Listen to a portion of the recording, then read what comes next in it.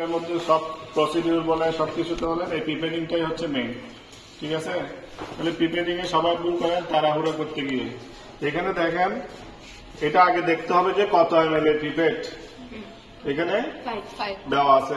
ঠিক আছে, তাহলে 5 যেহেতু 0 পর্যন্ত যদি নিই সেটা হচ্ছে 5 ml, 0 পরে হচ্ছে যে 0.5, এরপরে হচ্ছে যে 1 মার্কিং করা আছে। তাহলে এই 0 থেকে 1 পর্যন্ত হচ্ছে 1 ml, এভাবে মার্কিং 1, 1.5, 2, 2.5, 3, 3.5, 4, 4.5, এই 4.5 থেকে এই পর্যন্ত হচ্ছে যে কি 5। ঠিক আছে, যখন আমাকে 1 ml নিতে বলবে তখন আমি কি 1 পর্যন্ত নিব? 4 পর্যন্ত নিব, কারণ হচ্ছে যে এটা ছোট বাচ্চাদের হিসাব।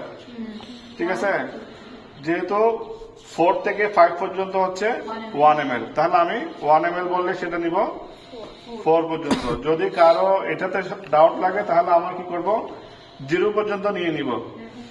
ঠিক আছে, তাহলে আমার যদি 1 ml নিতে হয় তাহলে আমি 1 পর্যন্ত নিব, নিয়ে বাকিটা ঠিকই আবার যেখান থেকে নিচে ওখানে রেখে দিব, সেটাও হবে। কিন্তু ওইটা হচ্ছে যে ভুল, ওভাবে করলে ভুল হওয়ার সম্ভাবনা বেশি থাকবে। কারণ হচ্ছে যে আপনি 1 পর্যন্ত নিতে গিয়ে দেখা যাবে 1.1 নিয়ে ফেলছেন, অথবা 1 থেকে একটু কম হয়ে গেছে।